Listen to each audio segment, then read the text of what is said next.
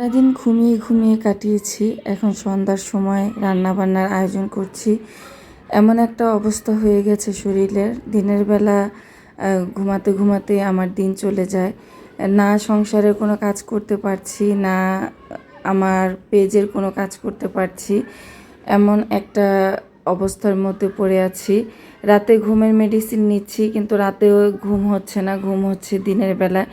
এই কেমন একটা যন্ত্রণার মধ্যে আছি, শুধুমাত্র আমি জানি। আমার যন্ত্রণাটা কেউ বুঝতে পারবে না। আমি ঘুমের মেডিসিন নিতে চাচ্ছি না, তারপরেও আমার বাধ্য হয়ে নিতে হচ্ছে। কিন্তু সেই ঘুমটা রাতে না এসে দিনের বেলা আসছে। মানে আমার মনে হচ্ছে যে ঘুমের মেডিসিনটা আমার শরীরে প্রায় 12-13 ঘন্টা পরে যে কাজ করছে।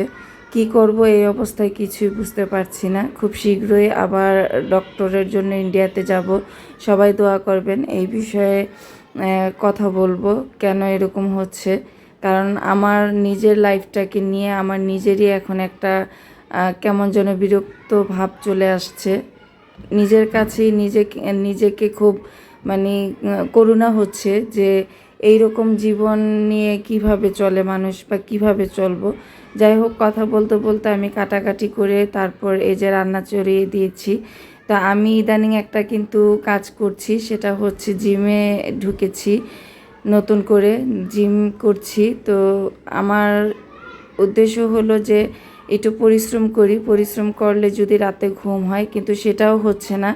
আমি জিম করছি আর দিনের বেলা ঘুমানোর কারণে আমার ওজন খুব দ্রুত বেড়ে যাচ্ছে, প্রচুর পরিমাণে ওজন বেড়ে গেছে। তো সব কিছু মিলেই আমি আবার নতুন করে জিমে ঢুকেছি। তো জিম তো আগেও করেছি আমি। তো প্রায় 2 বছর ধরে জিম করা বন্ধ রেখেছিলাম, কারণ আমার শরীর ফিট ছিল, সেই কারণে আমার জিম করতে হয়নি। তো এখন আবার নতুন করে জিমে আমি ঢুকেছি যে আমার মাত্র এই 15-20 দিনে আমার মানে 62 কেজি থেকে 70 কেজি হয়ে গেছে। চিন্তা করতে পারেন আমার দ্রুত ওজন বাড়ছে। তো ওজন বাড়ছে দেখেই নতুন করে আবার জিমে ভর্তি হলাম। যাই হোক, রান্নাবান্না আমি বাকিটা অফ ক্যামেরায় শেষ করে এই যে আমি এই ভিডিওটা যেহেতু বৃহস্পতিবার সন্ধ্যার ভিডিও, তো শুক্রবারে তো আমি প্রতি শুক্রবারই আমার বিছানার চাদর চেঞ্জ করি।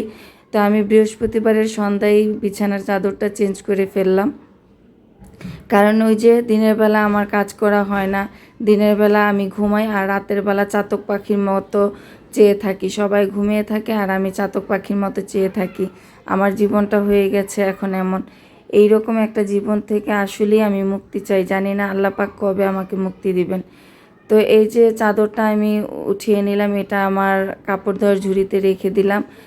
দিনের বেলা কাজের ভাবে আসলে ধুয়ে দিয়ে যাবে। তারপর ড্রেসিং টেবিলের ওপরটাও দেখছি একটু ধুলা ময়লা হয়েছে আর অগুছালো।